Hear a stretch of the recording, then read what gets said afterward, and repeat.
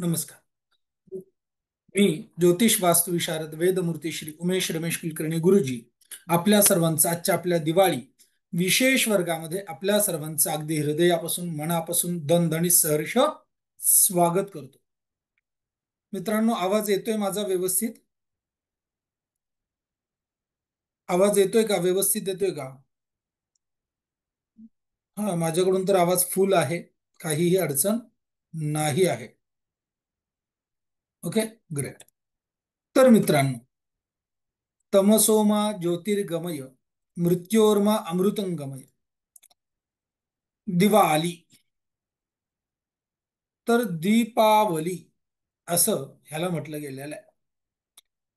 तर दीपावली म्हणजे काय? तर एक गोष्ट लक्षात ठेवा, दीपावली म्हणजे दीपांनी लक्ष्मीला प्रसन्न करण्याचा सण म्हणजे दीपावली. दिव्यांनी लक्ष्मी प्रसन्न करण्याचा सण म्हणजे दीपावली. मग मित्रांनो, तर दिवाळी किंवा दीपावली हा आपल्या हिंदूंचा अग्रक्रम सण आहे. तसं तीर्थांमध्ये तीर्थराज पुष्करला म्हणतात, तीर्थराज पुष्कर. आणि प्रयागराज, आपल्याला माहितीये प्रयागराज, पुष्कर आणि प्रयाग तीर्थ हे तीर्थांमध्ये राजा आहेत. तसं सणांमध्ये, भारतीय सणांमध्ये दिवाळी हा जो सण आहे हा राजा सण, राजा म्हणून त्याला मान्यता आहे. मग आपल्या जसं हिंदू धर्मामध्ये हा सण साजरा केला जातो, अगदी थोड्याफार फरकाने दीपावली हा सण इतर धर्मियांमध्ये देखील साजरा केला जातो. हा जो सण आहे, या सणाचं जे वैशिष्ट्य आहे, उद्दिष्ट आहे, ते प्रामुख्याने तमसोमा ज्योतिर्गमय हा याचा उद्दिष्ट आहे. म्हणजे अंधारावर प्रकाशाचा आणि वाईटावर चांगल्या गोष्टींचा आणि अज्ञानावर ज्ञानांचा विजय प्राप्त करणे, आणि या विजयाचं प्रतीक म्हणजे हा सण होय. आणि म्हणूनच या सणाला ओळखलं जातं. दिवाळी हा हिंदू, जैन, शीख धर्मातील प्रमुख सणांपैकी एक सण आहे. आणि बौद्ध धर्माचा हा सण प्राथमिक जरी नसला तरी काही बौद्ध लोक ज्या दिवसाच्या स्मरणार्थ 3ऱ्या शतकात सम्राट अशोकाने बौद्ध धर्म स्वीकारला, त्या दिवसाची आठवण म्हणून देखील दिवाळी साजरी करतात. मग दिवाळी हे हिंदूचं नववर्ष आहे. दिवाळी हे हिंदूंचं काय आहे? नववर्ष आहे. ओके, दिवाळी हा हिंदूंचं काय आहे? नववर्ष आहे. मग हे नववर्ष का? तर मित्रांनो, लक्ष्मी पूजनासाठी कुटुंब एकत्र येतात, जमतात आणि देवी लक्ष्मीला प्रार्थना करतात. त्यानंतर मेजवानी आणि फटाक्यांची आताशबाजी देखील होते. मग हा नवीन वर्षाचा पहिला दिवस आहे. खरं तर मला आता आठवत नाहीये, आपण महालय विशेष वर्ग घेतला होता की नव्हता. पण त्या वर्गामध्ये मी सांगितलं होतं की पक्षपंधरवडा जो आहे तो वर्षाचा शेवटचा सण म्हणून पूर्वी साजरा करण्याची पद्धत होती. म्हणजे भाद्रपद कृष्ण पक्ष हा वर्षाचा शेवटचा सण म्हणून साजरी करण्याची परंपरा, तर अश्विन शुक्ल प्रतिपदा हा वर्षाच्या म्हणजेच देवीच्या भगवतीच्या आराधनेने या वर्षाला सुरुवात केली जाते. आणि हा आपला म्हणजे वर्षाचा पहिला महिना असं आपण म्हणतो. मग मित्रांनो, आता दिवाळी जी आहे व्यावसायिकांसाठी, विशेषत्वाने व्यावसायिकांसाठी दीपावली हा संवत्सरारंभाचा काळ म्हटला जातो. जे व्यावसायिक आहेत त्यांचं म्हणजे भारतीयांचं खरं तर प्राचीन याच्यापासून, परंतु कालगणना आणि काळ जसा जसा बदलत गेला तसा तसा वर्तमान कालावधीमध्ये आपण चैत्र महिन्याला पहिला महिना म्हणतो. तर दिवाळीतला म्हणजे दिवाळी हा वर्षातला सर्वात मोठा आणि महत्वपूर्ण सण आहे आणि या सणाला नववर्षारंभ देखील होतो. आता नववर्षारंभ म्हणजे पाडवा. तर भारतीय संस्कृतीमध्ये दिवाळीचं महत्व काय आहे, तर आध्यात्मिक दृष्ट्या पाहता अंधारावर प्रकाशाचा विजय, वाईटावर चांगल्या गोष्टींचा आणि अज्ञानावर ज्ञानाचा विजय मिळवण्याचा हा सण आहे. आता दिवाळी हा हिंदू चांद्रमास, मित्रांनो, वर्ष देखील 5 पद्धतीचे असतात.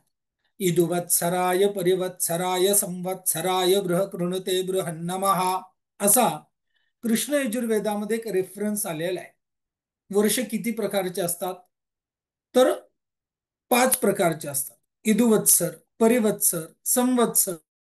आपण जे वर्तमान कालावधीमध्ये प्रचलित कालावधीमध्ये विचार करतो तो तर संवत्सर प्रमाणात विचार.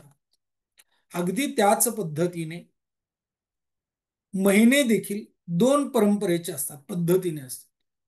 2.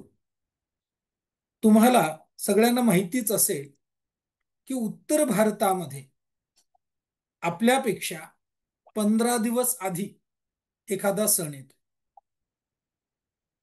त्यातल्या त्यात ओळखीचा सण म्हणजे श्रावण, हा 15 दिवस आधी येत असतो.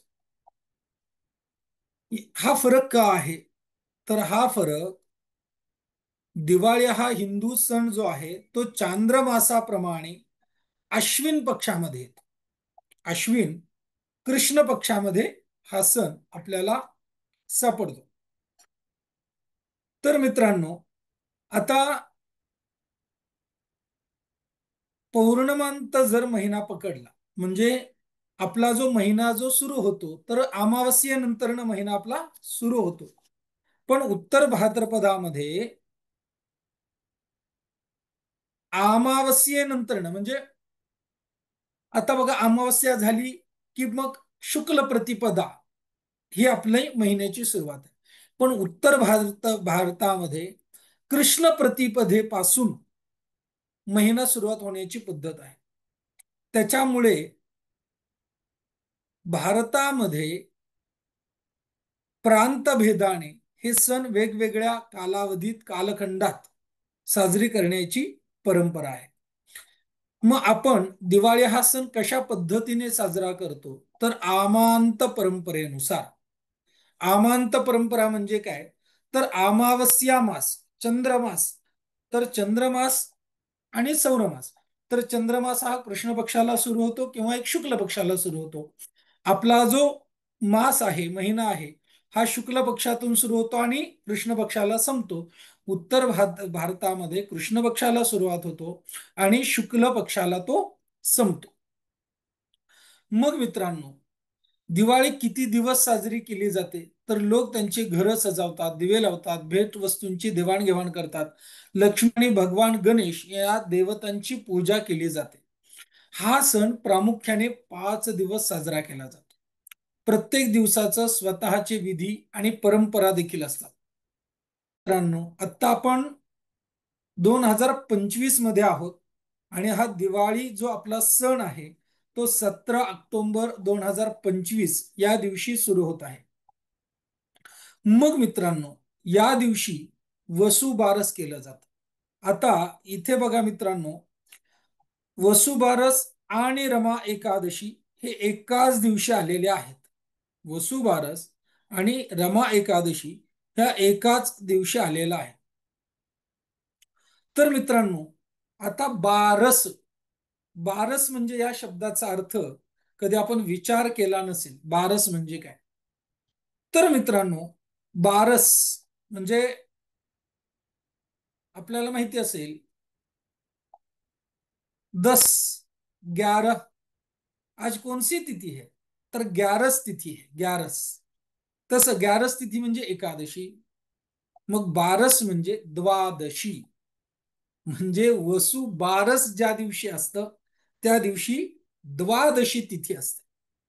मग या वसू बारसाच्या दिवशी बर का, वसू बारस आणि द्वादशी म्हणजे गुरुद्वादशी आणि धनत्रयोदशी हे दोन्ही दिवशी आलेले आहेत. आता रमा एकादशी आणि वसुबारस 17 ऑक्टोबरला एकत्र आलेले आहे, तर असं का? तर याचं कारण असं आहे मित्रांनो, की 11 वाजून दुपारी 13 मिनिटांनी एकादशी संपते आहे आणि वसुबारस त्याची जी पूजा आहे ती संध्याकाळी करायची असते. संध्याकाळी म्हणजे संध्याकाळाला द्वादशी तिथी आपल्याला सापडती आहे आणि ती 18 तारखेला नाही आहे.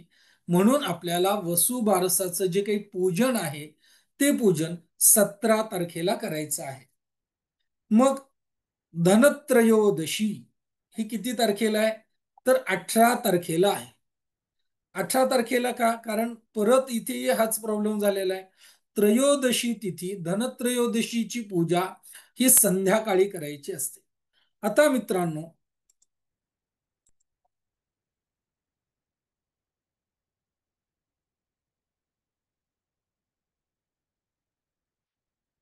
कस्तुरी तिलकम ललाट पटले वक्षस्थले कौस्तुभम. कस्तुरी तिलकम ललाट पटले.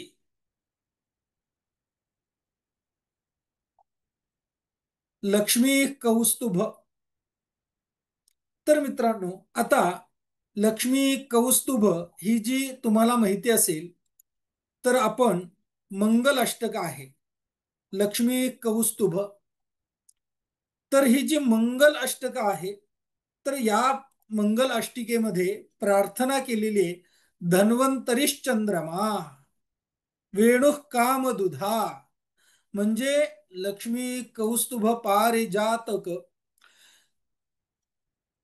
ही जी मंगल अष्टक आहे, या मंगल अष्टकेमध्ये सांगितलेलं आहे की समुद्र मंथनातून जे 14 रत्न बाहेर पडले, त्या 14 रत्नांमध्ये कामदुधा नावाची जी धेनू होती, कामधेनू, तिला नंदा या नावाने ओळखलं जातं, नंदा. मग ही नंदा जी होती ती कामधेनू होती. कामधेनू. कामधेनू म्हणजे काय? तर सर्वांच्या इच्छा पूर्ण करणारी गाई. सगळ्या जीवनाच्या, मानवाच्या, प्राणीमात्रांच्या कामना पूर्ण व्हाव्यात यासाठी गुरुद्वादशीला वासरासोबत गायीची पूजा केली जाते आणि या दिवसापासून घरासमोर रांगोळी काढली जाते. भारतात अनेक पद्धतीने दिवाळी साजरी केली जाते, मात्र महाराष्ट्रात दिवाळी सुरू होते ते वसू बारस या दिवसापासून. मग हा जो सण आहे, गायी गुरांबद्दल किंवा हिंदुत्वाबद्दल कृतज्ञता व्यक्त करण्याचा हा दिवस आहे. आणि अश्विन कृष्ण द्वादशीला म्हणजेच गोवत्स द्वादशीला हा सण साजरा केला जातो. मित्रांनो, हिंदू धर्मामध्ये गायीला अत्यंत महत्वाचं स्थान आहे. आपल्याकडे आयंगौ पृश्नीरक्रमी दसदम मातरम पुराहा पितरंच प्रयन स्वाहा असा एक मंत्र ऋग्वेदामध्ये आपल्याला सापडतो.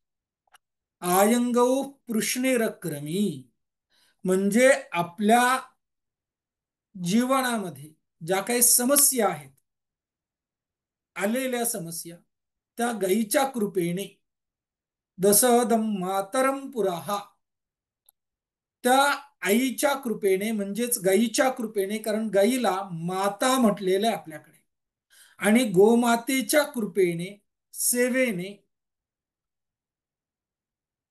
जे काही विघ्न आहेत त्या विघ्नांवरती सहजतया मात करून आपल्याला पुढे जाता यावं याच्यासाठी देखील गायीची सेवा केली जाते आणि त्याच्या प्रती विशेष कृतज्ञता म्हणून गोवत्स द्वादशी साजरी केली जाते. आता मित्रांनो, अनेक कुंडल्या मी पाहतो आणि कुंडल्यांमध्ये हमखास विचारला जाणारा एक प्रश्न की गुरुजी आमच्या कुंडलीमध्ये पितृदोष आहे का? तर पितरंच प्रयन स्वाहा असाही पुढचा अर्धरचा असलेला हा मंत्र आहे. जर तुम्ही नित्यनेमाने गाईचं पूजन केलं तर पितरांची बाधा कमी व्हायला निश्चित मदत होऊ शकते. अजून एक मित्र, विशेषत्वाने तिन्ही सांजेला तुम्ही गाईचं विधिविधानाने युक्त असं जर पूजन केलं तरी देखील आपल्या जीवनामध्ये पितृदोषामुळे पितृबाधेमुळे जर काही समस्या उत्पन्न होत असतील तर त्या समस्या कमी व्हायला निश्चित मदत होते. आता मित्रांनो, हे पूजन कसं करावं? तर हे पूजन वसुबारस आहे, म्हणजे आपल्याला सवत्स गाईचं पूजन करायचं. कशाचं पूजन करायचंय? सवत्स गाईचं पूजन करायचं. सवत्स म्हणजे काय? ज्या गाईला बाळ आहे, वासरू आहे. वसू वसू म्हणजे वासू या अनुषंगाने हा शब्द घेतला गेलेला आहे. मग मित्रांनो, या वेळेस गाईचं पूजन करून गाईची प्रार्थना करायची आपल्याला की माझ्या कामना ज्या आहेत हे कामधेनू गाई माझ्या इच्छित कामना पूर्ण होण्यासाठी प्रार्थना करायची. मग गाईला काय खाऊ घालावं? तर या दिवशी प्रामुख्याने गूळ आणि चण्याची डाळ गाईला खाऊ घालावी. मग मित्रांनो, धनत्रयोदशी धनत्रयोदशी त्याच्यानंतर नरक चतुर्दशी, बलिप्रतिपदा, लक्ष्मीपूजन, पाडवा, भाऊबीज या सण आपण एकूण दिवाळी म्हणून साजरा केला. तर मित्रांनो, गुरुद्वार म्हणजे वसुबारशाच्या दिवशी हळदी कुंकू फुलं अक्षता वाहून आपल्याला काय करायचंय? गाईचं पूजन करायचंय. आणि वास्तुशास्त्राच्या अनुषंगाने जर आपल्या घरामध्ये वास्तुदोष असेल, बऱ्याच वेळा मला अशी फोन येतात की गुरुजी घरामध्ये वेगवेगळे भास होतात, वेगवेगळे आवाज येतात, दचकून उडतात मुलं. तर अशा परिस्थितीमध्ये आपण त्या दिवशी आपल्या घरातून गाईला जर फिरवलं तर त्या निमित्ताने आपल्या घरातले दोष निश्चिततया कमी व्हायला मदत होते.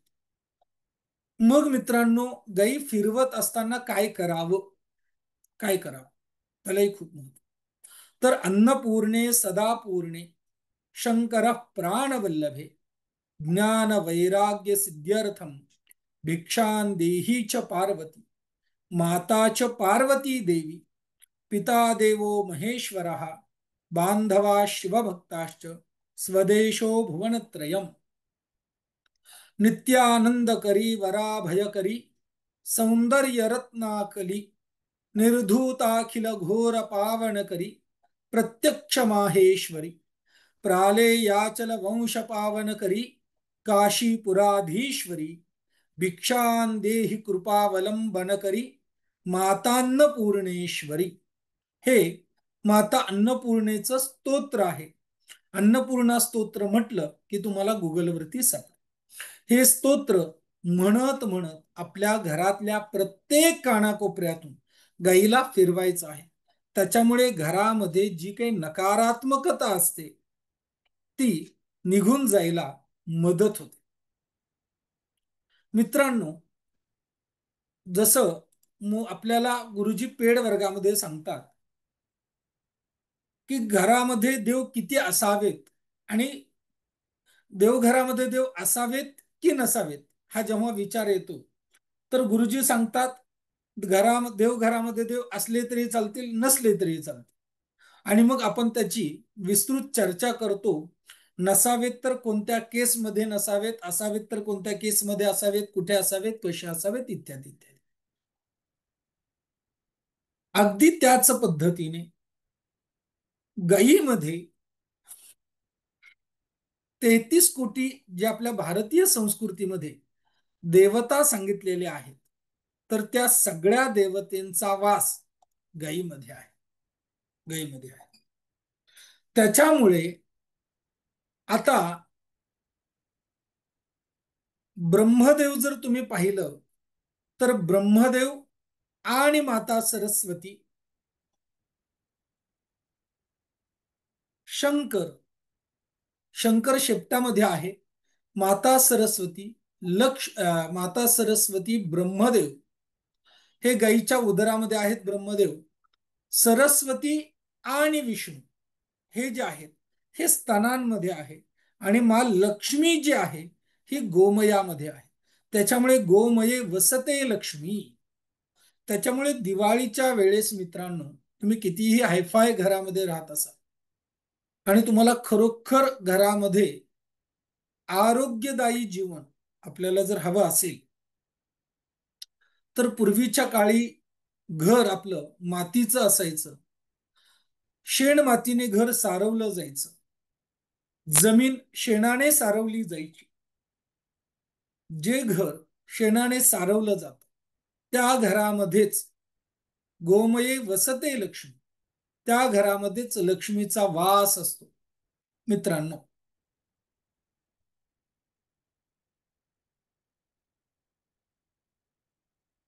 एक कुत्र असतं बघा पोलिसांकडे, आणि त्या कुत्र्याला एखाद्या आरोपीचा वास दिला की ते कुत्र तो आरोपी कुठे कुठे गेलाय, कसा गेलाय तो शोधतो. म्हणजे इथे काय काम करतं? कुत्र्याने तर त्या आरोपी पाहिलेलं नसतं, त्याला माहिती नसतं कुठे गेलाय, काय गेलाय. मग ते कुत्र शोधतं कसं? तर मित्रांनो, हे जे काम चालतं हे स्पंदनाने काम चालतं. म्हणजे सायन्स कितीही सायन्स सायन्स म्हणू दे, पण तेही अशा गोष्टींचा आधार घेतच. अगदी त्याच पद्धती, देव असू दे नाहीतर पितर असू दे, सूर असू दे किंवा असुर असू दे, मित्रांनो, ह्या सगळ्या ज्या देवता आहेत, चैतन्य आहेत, ऊर्जा आहेत, या स्पंदनांवरती काम. मग गोमयातून जी काही स्पंदनं बाहेर पडतात ती स्पंदनं लक्ष्मी ऊर्जेला आकर्षित करतात. आणि म्हणून ज्या घरामध्ये लक्ष्मीच्या समस्या असतील, आर्थिक समस्या असतील. आता मित्रांनो, दोन प्रकारची लक्ष्मी आपल्याकडे सांगितलेली. किती जणांना जाणून घ्यायचे कोणती कोणती लक्ष्मी? दोन प्रकारच्या. त्यांनी मी टाईप करा, मी टाईप करा. दोन प्रकारची लक्ष्मी सांगितलेली. तर मित्रांनो, दोन प्रकारची लक्ष्मी, शुभं करोती कल्याणम, आरोग्यम, धन संपदा. आरोग्य, धन आणि संपदा अशी लक्ष्मीची प्रतीक सांगितली. आरोग्य हेच धन आहे, आणि धन हे मानवाला जगण्यासाठी साह्यभूत होणारी घटात्मक म्हणजे संकलित करता येण्यासारखी एक विषय वस्तू आहे, त्याला धन म्हणतात.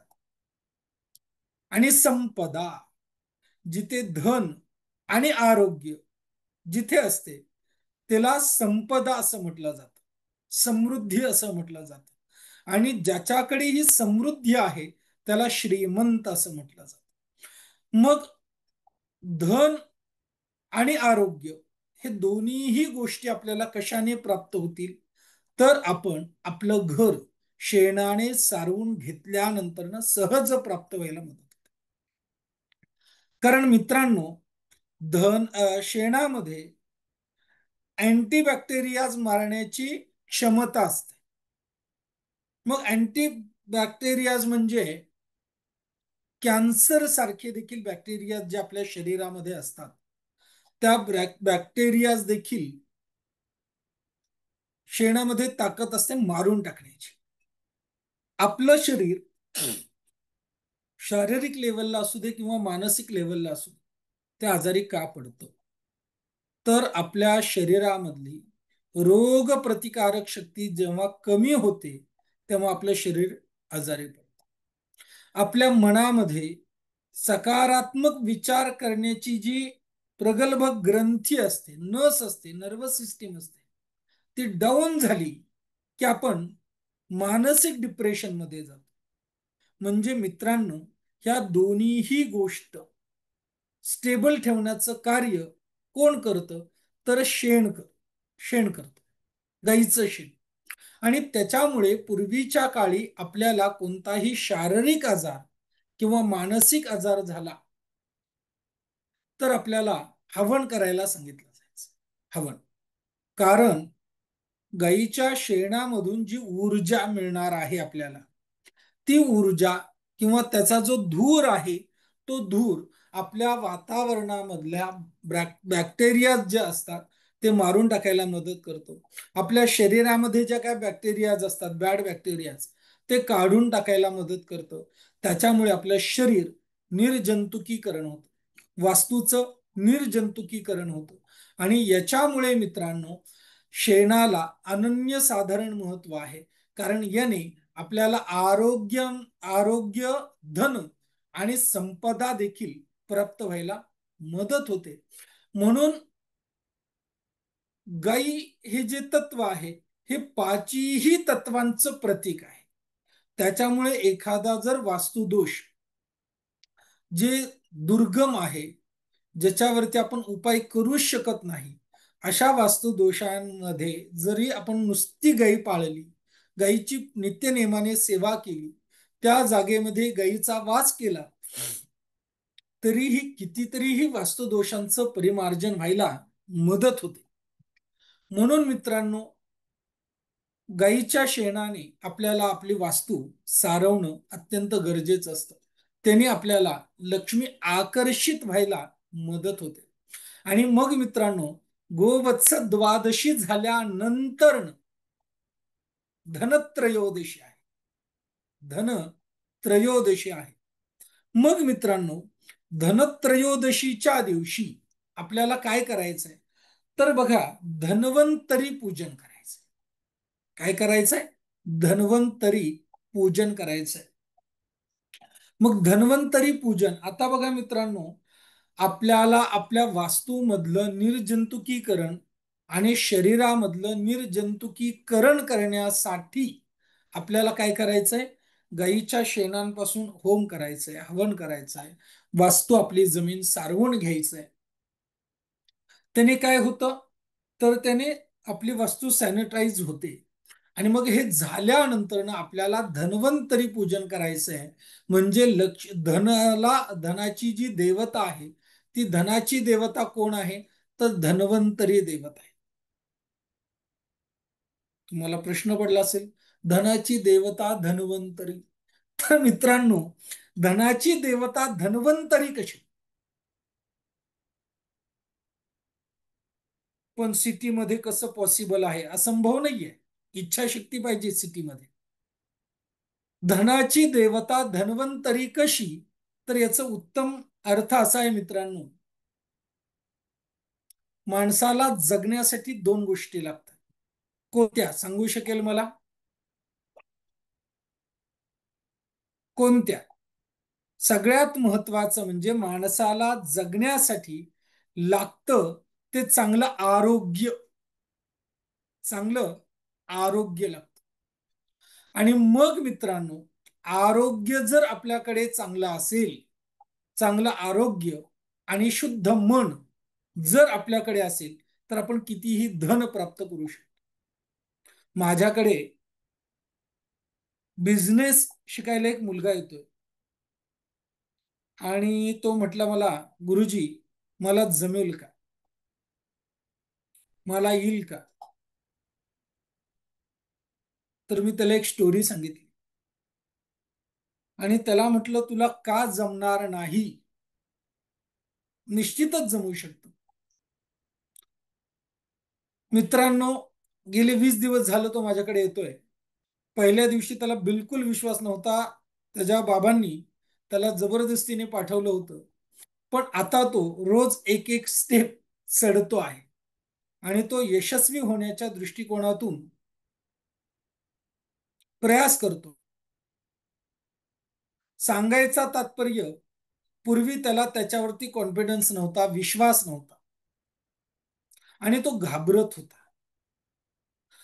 तर लक्षात घ्या, सदृढ शरीर आणि सशक्त मन हेच आपल्या जीवनाचं अतिशय उत्तम असं धन आहे. आणि हे धन आपल्याला प्रदान कोण करतं, तर ती धन्वंतरी देवता करते.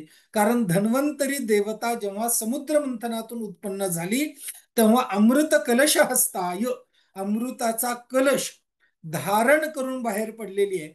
आणि लक्षात ठेवा, धन्वंतरीला वृक्षराज देवता असं देखील म्हटलं जातं.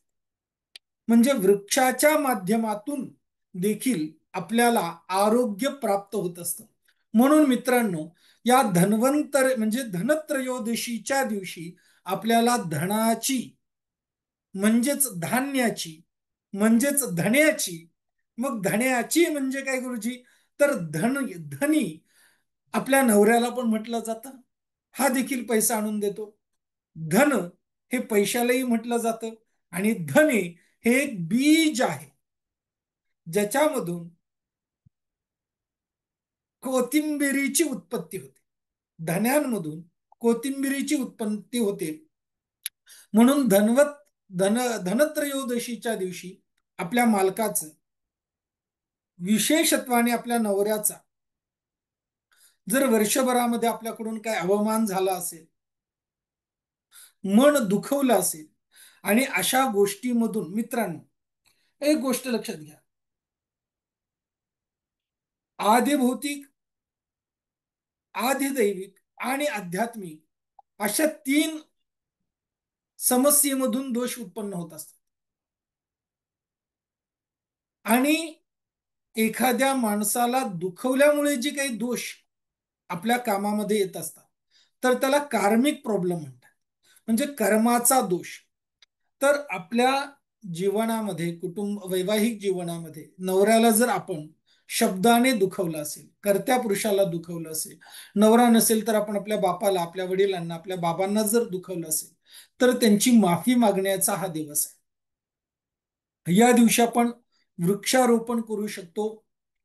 माझे एक विद्यार्थी आहेत जे सीए आहेत, त्यांनी मला एक 2 महिन्यापूर्वी फोन केला होता, गुरुजी मला नक्षत्र वाटिका लावायची, त्याला मुहूर्त सांगा उत्तम. मी म्हटलं धनत्रयोदशीपेक्षा उत्तम मुहूर्त दुसरा कोणता असू शकतो का.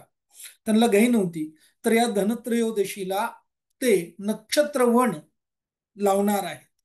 म्हणजे आपल्याला आरोग्यदायी जे वृक्ष आहेत, त्या वृक्षांचं रोपण देखील आपण या धनत्रयोदशीच्या दिवशी करू शकतो.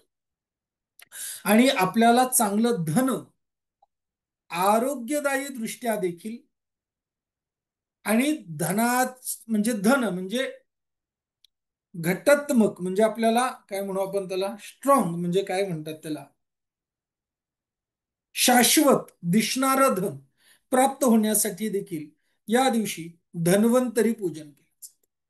मित्रांनो, धन्वंतरी धनत्रयोदशीच्या दिवशी प्रामुख्याने आपल्याला काय करायचं आहे, जी लोक आजारी आहेत, अशक्त आहेत, सातत्याने आजारी लोक पडत असतात, कितीही उपाय केले तरी आजार संपत नाहीत, किंवा डॉक्टर असतील, तर अशा लोकांना आपल्याला आजारातून बरं होण्यासाठी पेशंटनी म्हणजे रोग्यांसाठी हवन करायचं, आणि डॉक्टरांनी आपल्या कार्याला यश यावं, धन्वंतरी देवता आपल्यावरती प्रसन्न व्हावी. म्हणजे मित्रांनो, लहान असताना तुम्हाला आठवत असेल की आपण साध्या गावातल्या डॉक्टरकडे गेलो आणि डॉक्टरांनी एक कोणतीही गोळी काढून दिली तर आपल्याला ते एका गोळीत बरं वाटायचं. का? कारण त्यांच्यावरती भगवान धन्वंतरीचा आशीर्वाद असायचा, धन्वंतरी देवता प्रसन्न असायची, आणि याच्यामुळे आपल्याला आरोग्याच्या दृष्टिकोनातून लगेच लाभ व्हायचा. काय व्हायचा? लाभ व्हायचा. म्हणून मित्रांनो, डॉक्टरांनी देखील या दिवशी धन्वंतरी याग तुम्ही करू शकता. आणि आपल्यासारखे ज्यांना शक्य असेल ते देखील धन्वंतरी याग करू शकतात.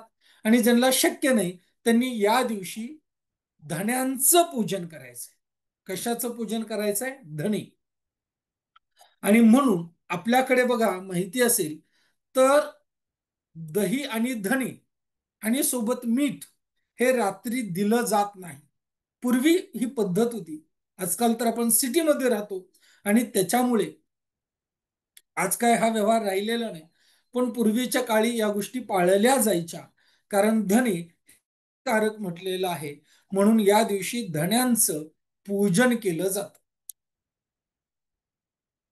आता धन्वंतरी पूजन झाल्यानंतर नरक चतुर्दशी हा सण येतो. धन्वंतरी पूजन झाल्यानंतर नरक चतुर्दशी. आता मित्रांनो, नरक चतुर्दशीच्या दिवशी भगवान श्री कृष्णाने नरकासुराचा वध केला होता. नरकासुराचा वध केला होता आणि 16,000 ज्या स्त्रिया नरकासुरांनी उपभोगण्यासाठी आणल्या होत्या, त्या स्त्रियांना नरकासुराच्या बंधनातून मुक्त केलं होतं. आणि त्या अनुषंगाने आपल्या शरीरामध्ये 16,000 नाड्या आहेत.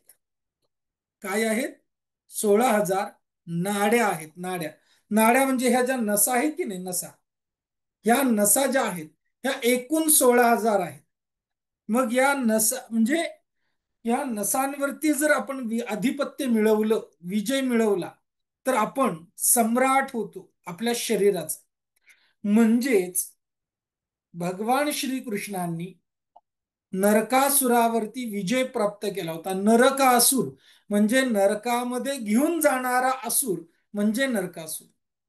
मग आपलं शरीर जेव्हा अनहेल्दी असतं, अशक्त असतं, रोगी असतं, तेव्हा आपण कितीही सोन्याच्या बेडवरती जरी झोपलो तरी आपल्यासाठी तो नरक असतो. आणि तो नरक आपल्याला प्राप्त होऊ नये म्हणून आपल्याला आपलं आरोग्य चांगलं ठेवायचं असतं. आणि ते चांगलं कशाने राहतं, तर ते ब्रह्ममुहूर्तावरती उठल्याने राहतं. तुम्ही कितीही व्यायाम करा, योग करा, प्राणायाम करा, पण लवकर जर तुम्ही उठला नाहीत, ब्रह्ममुहूर्तावरती जर उठला नाहीत, तर मित्रांनो त्याचा काहीही उपयोग होत नाही. हे सांगण्यासाठी म्हणून आपल्याला या नरक चतुर्दशीच्या दिवशी सूर्योदयाच्या आधी उठून आपल्या शरीराला चरक संहितेमध्ये किंवा अष्टांग योगामध्ये सांगितलेल्या आयुर्वेदाच्या ग्रंथामध्ये सांगितल्याप्रमाणे दिनचर्या पद्धतीनुसार जे काही अभ्यंग स्नान सांगितलेले आहेत, त्या अभ्यंग सूत्रानुसार आपल्या शरीराला अभ्यंग लावायचे. अभ्यंग म्हणजे काय? नख शिक्रांत उठणं लावायचंय. आता उठणं म्हणजे तुम्हाला एकच माहितीये, ब्रँडेड पिशवीतून विकत आणलेलं.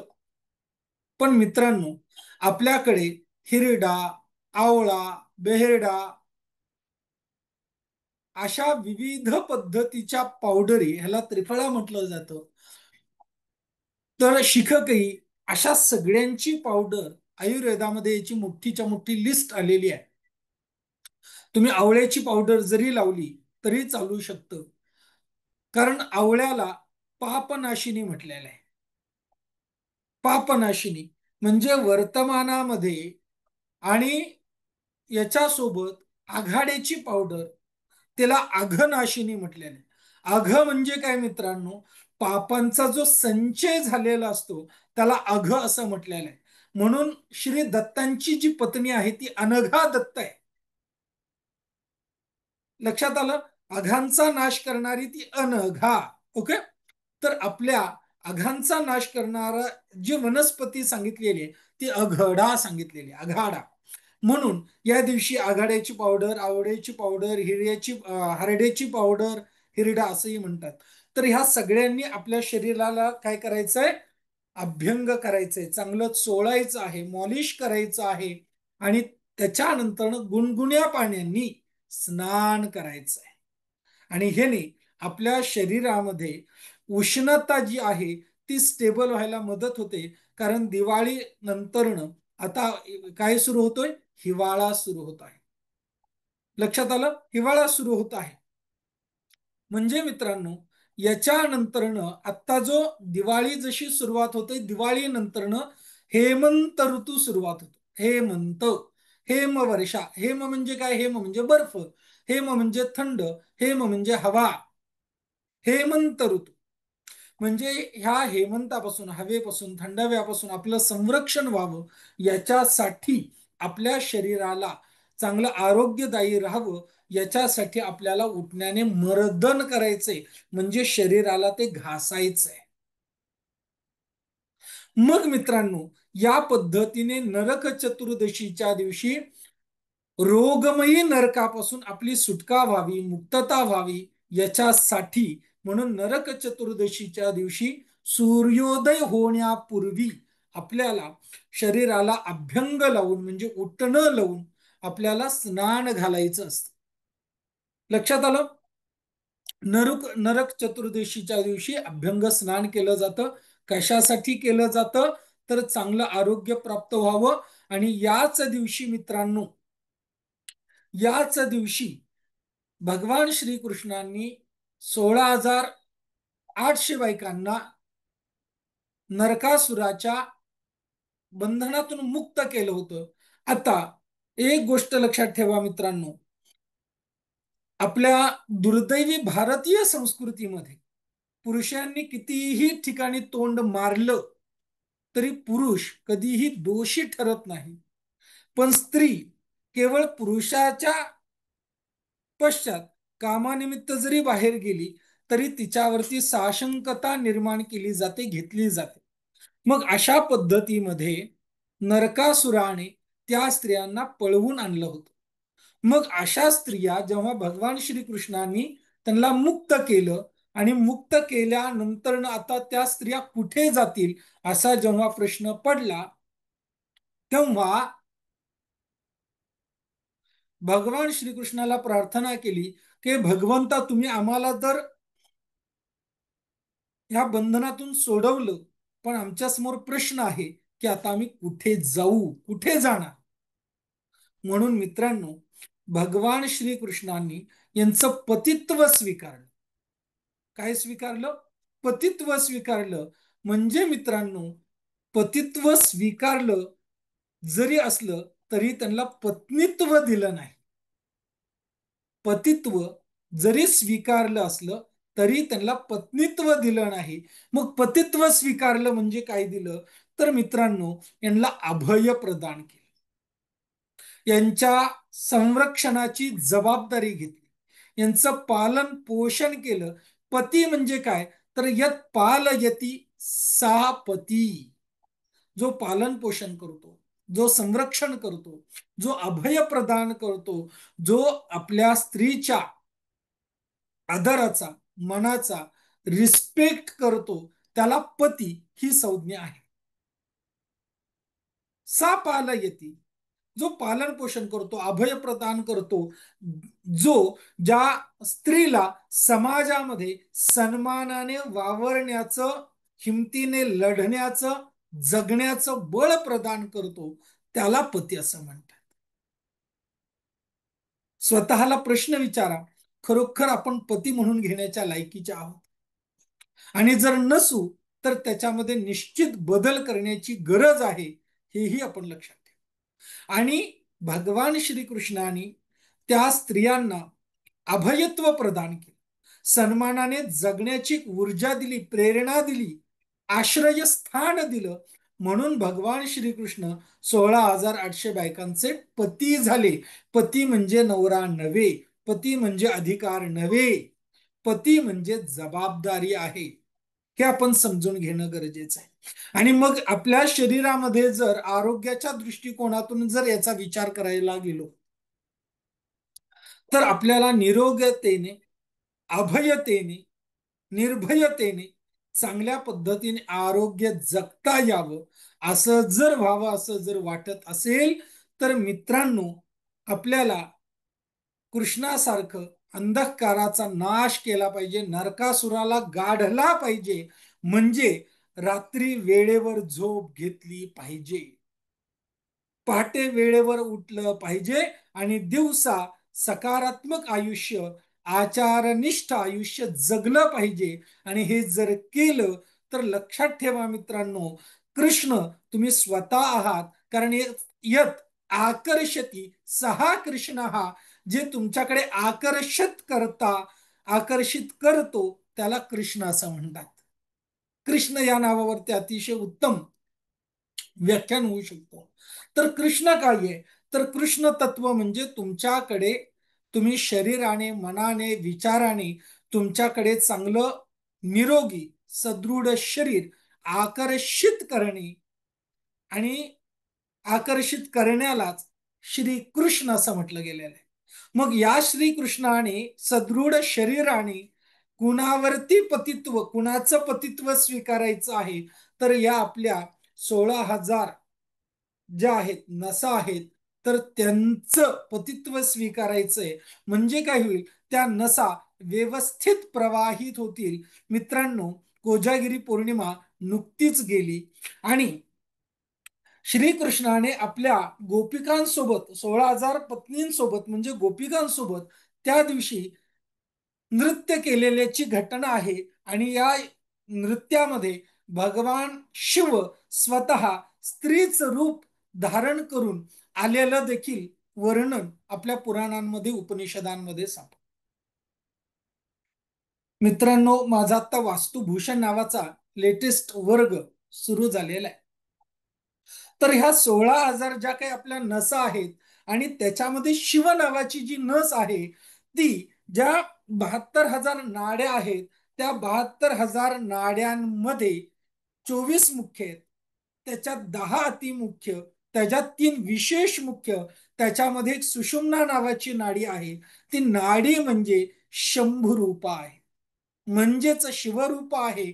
आणि ती शिवरूपा म्हणजेच ही काय आहे, भगवान श्रीकृष्णाच्या नृत्यामध्ये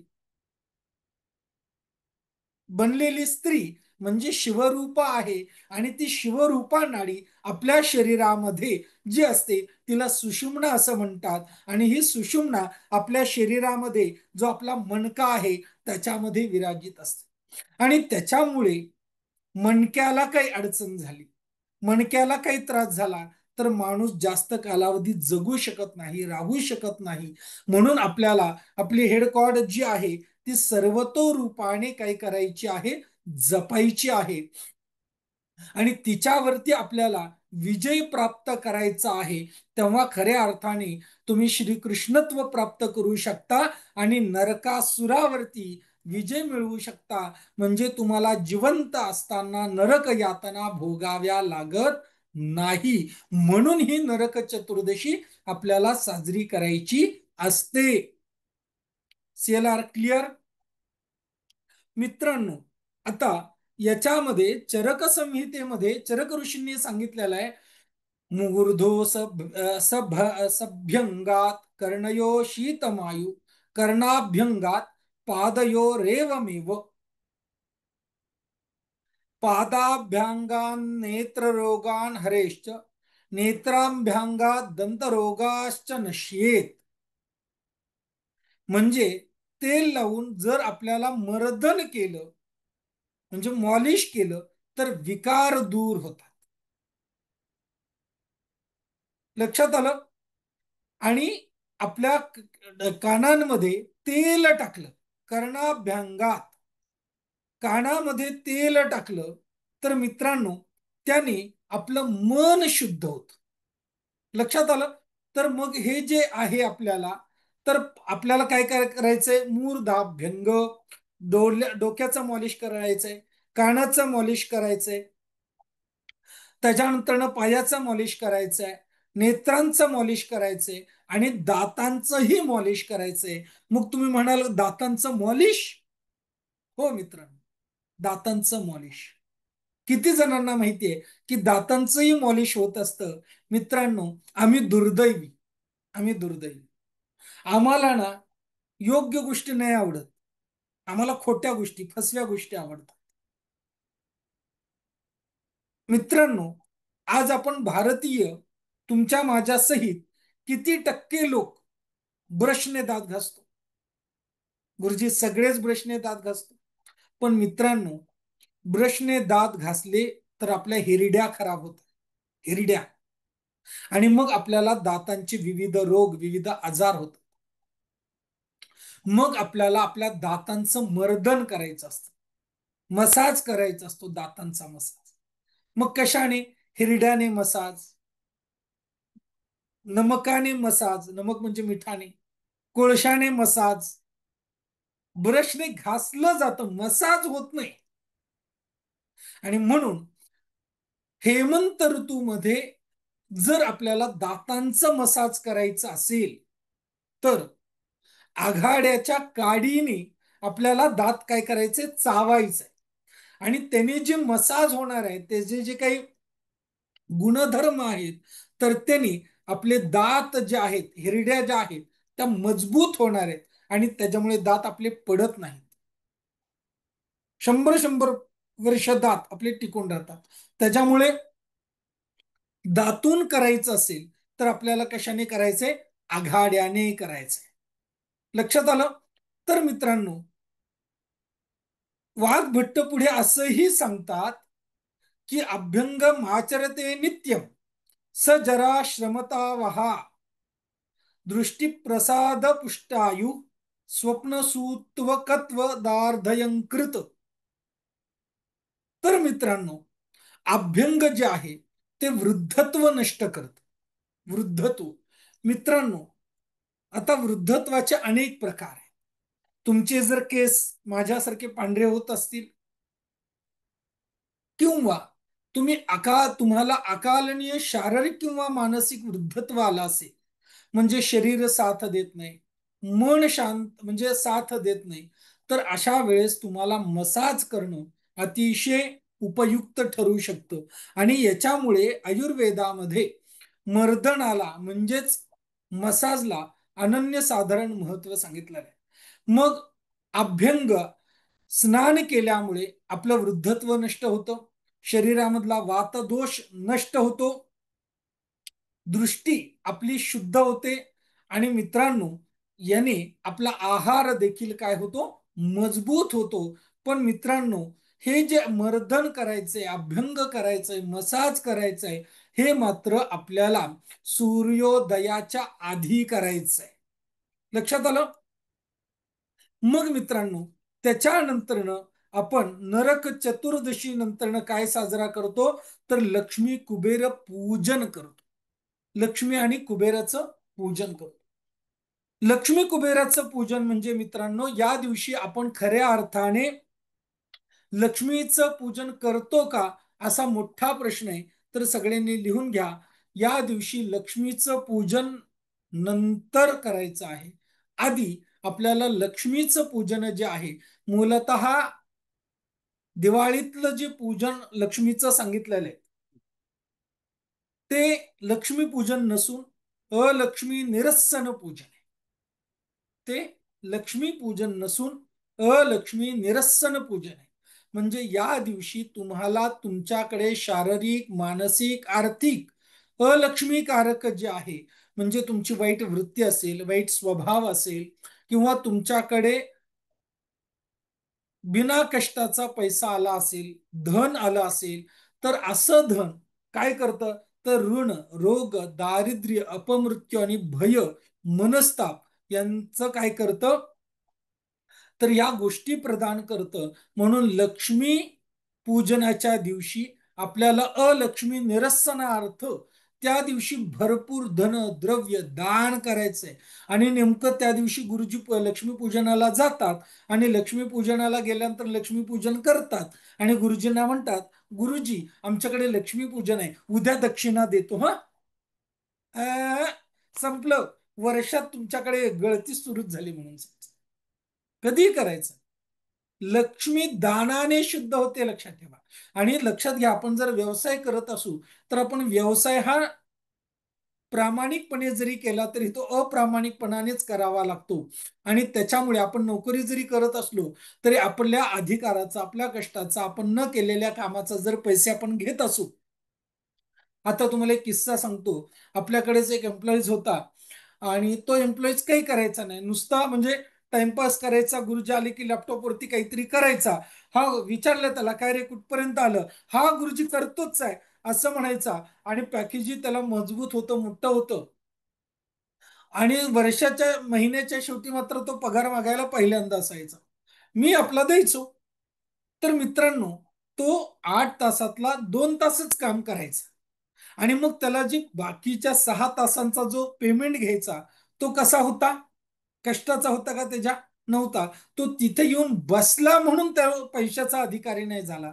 त्याच्या बदल्यात त्यांनी काम किती केलंय तरच त्याचा तो अधिकार आहे. मग एक्स्ट्राचा जो पैसा त्याला मिळालेला आहे तो कसा आहे? अलक्ष्मीकारक आहे.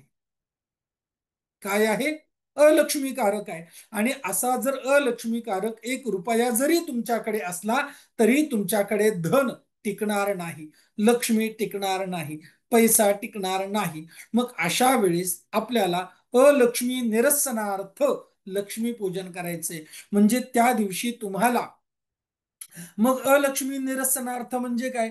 तर अलक्ष्मी म्हणजे लक्ष्मीची मोठी बहीण जिचं नाव औदसा असं आहे, त्या औदसेचं अधिपूजन करायचंय. म्हणजे काय? तर गुरुजी, झाडूचं पूजन करायचंय, सुपाचं पूजन करायचंय. मग त्या दिवशी तुम्ही संध्याकाळी पूजा बिजा झाली की झाडून काढायचंय रात्री 12 वाजता, आणि मग तुम्ही लक्ष्मीचं आवाहन करून पूजन करायचं असतं. हे व्रत तिन्ही सांजेला देखील आपण करू शकतो. झाडून काढ इतर दिवशी आपण तिन्ही सांजेला झाडून काढत नाही, कारण लक्ष्मी येण्याचा काळ असतो. पण त्या दिवशी मात्र अलक्ष्मी निरसनार्थ झाडूचं पूजन करून, सुपाचं पूजन करून आपल्याला घरातून झाडू मारायचा असतो. म्हणजे अलक्ष्मीला निरसन करायचं असतं, काढून टाकण्यासाठी. म्हणून त्या दिवशी ते पूजन सांगितलेलं आहे. आणि ते झालं की एक गोष्ट लक्षात ठेवा, आपल्या भारतीय संस्कृतीमध्ये मोठी माणसं असताना छोट्या माणसांनी घरामध्ये येऊ नये, त्या जागेमध्ये जाऊ नये. मग मोठी बहीण लक्ष्मीची जर घरामध्ये असेल अलक्ष्मी, तर छोटी बहीण लक्ष्मी घरामध्ये येईल का? नाही येणार.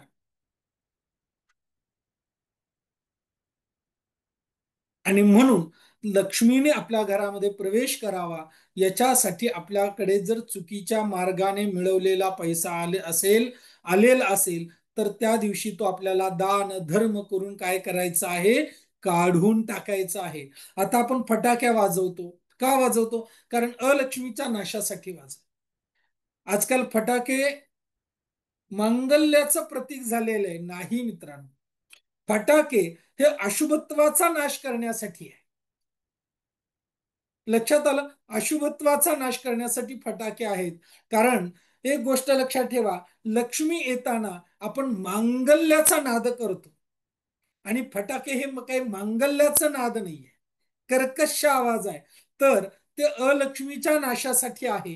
आणि याच्यामधूनच लक्ष्मी बॉम्ब निर्माण झाला, आणि त्याच्यावरती आपण आपल्या देवी देवतांचे स्टिकर चिटकवतो आणि तिलाच उडवतो. आणि गुरुजी, लक्ष्मी कधी प्राप्त होईल असं कसं होईल? असे नाही होणार. आणि त्याच्यामुळे मित्रांनो, त्या दिवशी लक्ष्मी पूजनाच्या दिवशी अलक्ष्मी निरसनार्थ तुम्ही फटाक्या वाजवू शकता, बाकीच्या इतर दिवशी नाही. आणि तेही करण्यापेक्षा प्रदूषण, खरं तर वाजवलीच पाहिजेत, वाजवायला माझाही काही हे नाहीये. परंतु आपण सिटीमध्ये राहतो, खेडेगावात बिनधास्त वाजवा. पण सिटीमध्ये आधीच प्रदूषण खूप झालेलं आहे. अशांनी मात्र त्या दिवशी दान धर्म इत्यादी गोरगरिबांना मजबूत करा. उद्दिष्ट फटाके वाजवणे हा नाहीये त्याचा. उद्दिष्ट आपल्याकडची अलक्ष्मीकारक संपत्ती निघून जाणे हा आहे. म्हणजे तुमच्याकडची लक्ष्मी म्हणजे अलक्ष्मी निघून जायला मदत होऊन सुलक्ष्मीची स्थापना आपल्या घरामध्ये व्हावी, याच्यासाठी म्हणून त्या दिवशी लक्ष्मीपूजन करायचं. आता लक्ष्मीपूजन करत असताना देवासमोर एक दिवा लावायचा आहे, द्वारासमोर एक दिवा लावायचा आहे. सगळ्यात पहिल्यांदा देवासमोर लावलेला दिवा कोऱ्या आपल्या म्हणजे कोपऱ्या कोपऱ्यातून सगळीकडून घरातून फिरून तो घराच्या बाहेर ठेवायचा आहे. त्याच्यानंतर आपला दरवाजा हळदीने स्वच्छ धुवून घ्यायचा आहे, सरसूच्या तेलाने स्वच्छ पुसून घ्यायचा आहे. आणि मग त्याच्यानंतर हळद कुंकू त्याच्यावरती व्हायची आहे. आणि घंटी, शंख, दुंदुभी इत्यादींच्या नादामध्ये, दिव्याच्या प्रकाशामध्ये आपल्याला घराच्या बाहेर ठेवलेला जो लक्ष्मी स्वरूप दीप आहे, त्या लक्ष्मी स्वरूप दिव्याला घरामध्ये आणून लक्ष्मी पूजनाच्या ठिकाणी ठेवून आपल्याला लक्ष्मी पूजन करायचं आहे. या दिवशी लक्ष्मी मंत्राचा जास्तीत जास्त जप आपल्याला करायचा असतो. मग मित्रांनो, अशा पद्धतीने अलक्ष्मी निरसनार्थ आणि लक्ष्मी प्राप्त्यर्थ आपल्याला लक्ष्मी पूजन या दिवशी करायचं असतं. मग बलिप्रतिपदा, बलिप्रतिपदा म्हणजे पाडवा. पाडवा. मग मित्रांनो, पाडवा. आता पाडव्याच्या दिवशी त्याला भाऊबीज असंही म्हणतात. भावाने म्हणजे भावाला बहिणीने ओवाळायचं असतं भाऊबीजेला. तर या दिवशी बलिप्रतिपदा, बलिप्रतिपदा म्हणजे गुरुजी मोफत वर्गामध्ये राजा बळीची कथा सांगतात.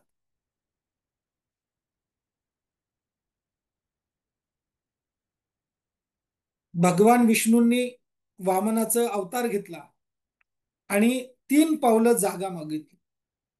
मोफत वर्गामध्ये ही कथा आपण विस्तृत पाहतो. पहिल्या पावलामध्ये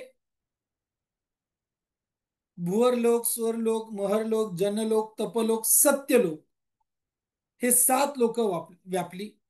दुसऱ्या पावलामध्ये अतल, वितल, सुतल, तलातल, पाताल, महातल ही 7 लोक व्यापली. तिसरं पाऊल ठेवायला जागा नाही, म्हणून राजा बळीने विचारलं की भगवान, दान श्रेष्ठ की दान देणारा श्रेष्ठ? भगवान म्हटले दान देणारा श्रेष्ठ. म्हणून त्रीन विष्णुपदानीच म्हणून राजा बळीने आपलं डोकं खाली केलं आणि भगवान विष्णूंनी त्याच्या डोक्यावरती पाय ठेवून त्याला पृथ्वी पाताल लोकामध्ये घेऊन गेले. मग पाताल लोकामध्ये का नाही, सुतल लोकामध्ये. सुतल, पातालामध्ये सुतल. आणि सुतल लोकामध्ये गेल्यानंतर भगवान महाविष्णू प्रसन्न झाले आणि राजा बळी, तुला हवा तो वर माग, असा वर मागितल्यानंतर राजा बळीने वर मागितला की भगवान, आता माझ्याकडे काहीही शिल्लक राहिलं नाही, माझा अहंकार गळून पडलेला आहे, कशाची अपेक्षा नाही, आता एकच अपेक्षा, मी जिकडे पाहीन तिकडे तुमचं दर्शन झालं पाहिजे. तुम्ही मला, मी ज्या द्वाराकडे बघेन तिथे तुमचं दर्शन झालं पाहिजे. भगवान विष्णू म्हणाले तथास्तु. म्हणून लक्षात ठेवा मित्रांनो, भक्ताच्या भक्ती पुढे देवता देखील दासत्व स्वीकारत असतात. फक्त तुमची भक्ती तेवढी श्रेष्ठ असायला हवी. राजा बळीच्या भक्तीमध्ये, उपासनेमध्ये एवढं श्रेष्ठत्व होतं की भगवान विष्णूंनी दासत्व स्वीकारलं, त्याचं द्वारपाल म्हणून होण्यास स्वीकारलं. इकडे माता लक्ष्मी, माता लक्ष्मी वैकुंठामध्ये बसलेले असताना नारद तिथे आले. नारायण नारायण, अहो माताश्री, पिताजी कुठे आहेत? नारदा, तुला माहिती नाही?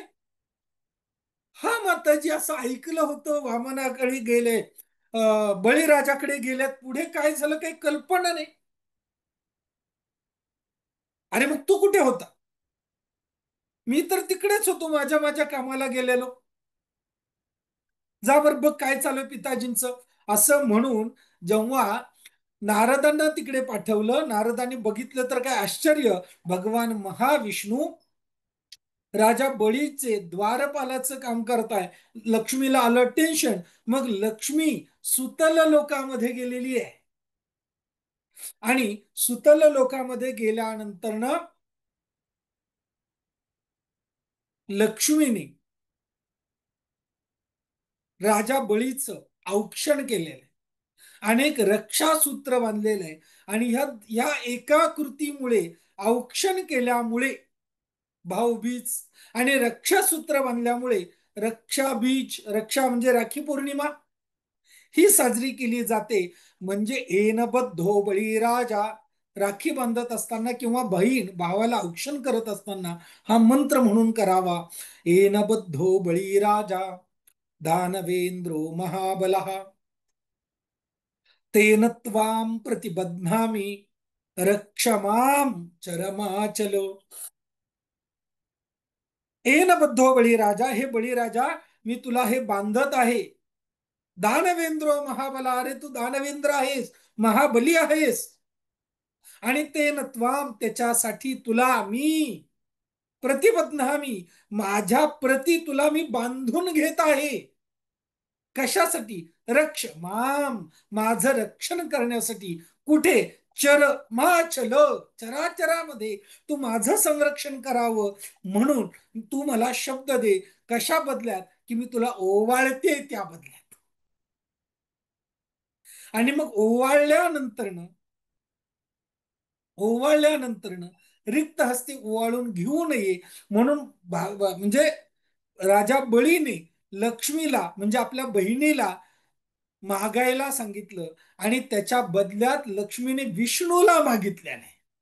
आणि मग त्याला अखंड काय, जोपर्यंत हे भूतल यावत चंद्र दिवाकर, जोपर्यंत चंद्र आणि दिवाकर म्हणजे सूर्य आहे तोपर्यंत तुला अखंडत्व प्राप्त होईल.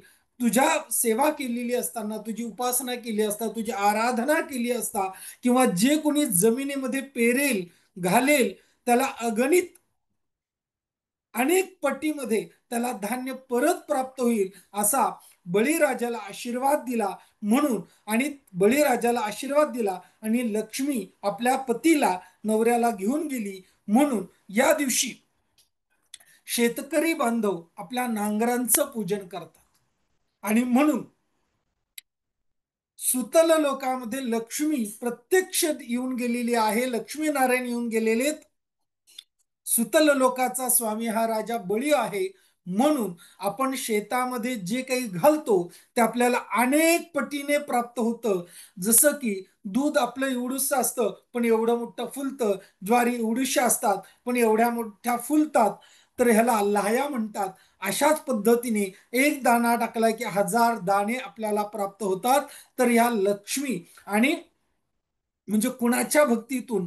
तर राजा बळीच्या भक्तीतून. आणि कुणाच्या आशीर्वादाने? तर लक्ष्मी नारायणाच्या आशीर्वादाने. आणि हे सर्व तुम्हाला प्राप्त व्हावं आणि म्हणून आपल्याला देखील आपल्या भावाकडून अभयत्व प्राप्त व्हावं, संरक्षण प्राप्त व्हावं.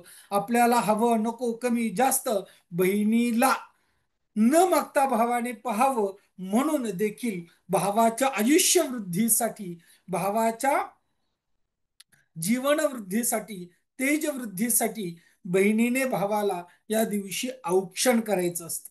या दिवशी पाडव्याला पत्नीने पतीला देखील औक्षण करण्याची पद्धत आपल्या महाराष्ट्रामध्ये आहे. अशा पद्धतीने आपल्याला हे करायचं असतं. आणि अशा पद्धतीने आपण दिवाळी सण काय करतो? साजरा करतो. मग मित्रांनो, तर बलिप्रतिपदा झाल्यानंतर बलिप्रतिपदेच्या दिवशी पाडव्याला औक्षण म्हणजे काय करायचंय? बलिप्रतिपदेच्या दिवशी आपल्या नवऱ्याला औक्षण करायचंय. म्हणजे या दिवशी लक्ष्मीने विष्णूंना औक्षण केलेलं आहे आणि भाऊबीजेला लक्ष्मीने बळीराजाला औक्षण केलेलं आहे. या दोन्हीही दिवशी म्हणजे बहिणीने भावाला आणि पत्नीने पतीला औक्षण केलेलं आहे. या दोन्हीही गोष्टी पुरुषाच्या आयुष्य वृद्धीसाठी करायच्या आहेत. म्हणजे भावाच्या आयुष्य वृद्धीसाठी, तेज वृद्धीसाठी, सत्व वृद्धीसाठी, पत्नीने पतीला आणि बहिणीने भावाला औक्षण करायचंय. आणि याच्या बदल्यात त्यांना काय द्यायचंय? तर अभयत्व प्रदान करायचं आहे. अशा पद्धतीने यमद्वितीया म्हणजे भाऊबीजेला हा सण साजरा केला जातो. मित्रांनो, नरक चतुर्दशी, पाडवा आणि यमद्वितीया या दिवशी दक्षिणेला तोंड करून अंघोळ झाल्यावरती अथवा अथवा अपराह्न कालावधीमध्ये यमादी चतुर्दश नावांनी पितरांच्या तृप्तीसाठी आपल्याला तर्पण करायचंय. काय करायचंय? तर्पण करायचं आहे. मग तर्पण म्हणजे काय करायचं आहे? तर मित्रांनो, तर्पण यमाची 14 नावे आहेत. मृत्युवाय नमः, अंतकाय नमः इत्यादी. तर ह्या 14ही नावाने आपण तर्पण करायचंय. आणि तर्पण आणि काय होतं, एकच मिनिट तुम्हाला तर्पणाची नावं सांगतो. यमादित चतुर्दश नावाने पितरांना उद्देशून आपल्याला काय करायचं असतं, तर तर्पण करायचं असतं. आणि या तर्पणाने आपल्या पितरांची काय होते, तृप्ती होते. आणि याच्यामुळे आपल्याला पितरांचे आशीर्वाद आपल्याला प्राप्त होतात. आपले पितर संतुष्ट होतात. आणि संतुष्ट झाल्यानंतर आपल्याला आपल्या जीवनामध्ये पितृदोष असतील, पितरांमुळे काही संकट येत असतील, मुलं पहिला आज समस्या येत असतील, मुलं घडायला समस्या येत असतील, तरी देखील त्या निघून जाऊन आपल्या कुळाची, कुटुंबाची वृद्धी होते.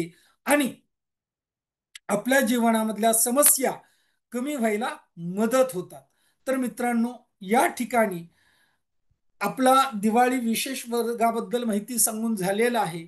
आपण 26 तारखेपासून दिवाळी झाल्यानंतर आपला वास्तुशास्त्राचा सेमी लाईव्ह वर्ग चालू करत आहोत. ज्यांना खरोखर ह्या पेड वर्गामध्ये ऍडमिशन घेऊन वास्तुशास्त्र विस्तृत शिकायचं असेल, समजून घ्यायचं असेल, तर त्यांच्यासाठी स्कॅन म्हणजे इथे मी QR कोड देत आहे पेमेंटसाठी, ते आपलं ऍडमिशन घेऊ शकता आहात. ऍडमिशन चालू आहे. मित्रांनो, ही संधी परत परत येणार नाही आहे. त्याच्यामुळे आलेल्या संधीचं सोनं करून घ्या. तर ऑफिस स्टाफ मधलं कोणी असेल तर त्यांना मी विनंती करतो की त्यांनी इथे पेमेंटचे स्क्रीनशॉट वगैरे द्यावे. जीपे करायचं असेल तर 95 27 355 288 असा आहे. आणि फोन पे करायचं असेल तर 90 58 55 69 90 28 55 69 हा काय आहे, फोन पेचा नंबर आहे. तुम्ही या नंबरवरती पेमेंट करून काय करू शकता, ऍडमिशन घेऊ शकता. जर तुम्हाला याच्याबद्दल काही प्रश्न असतील तर तुम्ही हँड राईज करा, तुम्हाला मी अनम्यूट करतो. मित्रांनो, ही विशेष ऑफर जी आहे ही तुम्हाला आत्तापुरतीच आहे. लक्षात आलं?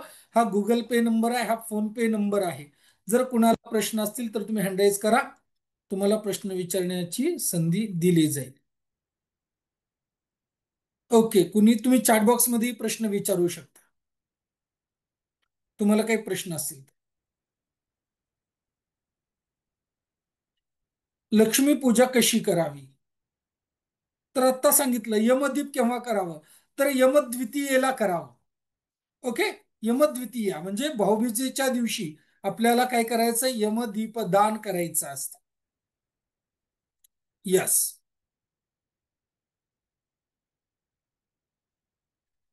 दिवा करायचा. आणि यमद्वितीयेला किंवा नरक चतुर्दशीला दक्षिणेला तोंड करून आपल्याला तो लावायचा असतो. ओके, म्हणजे यमाला अर्पण करायचं असतं.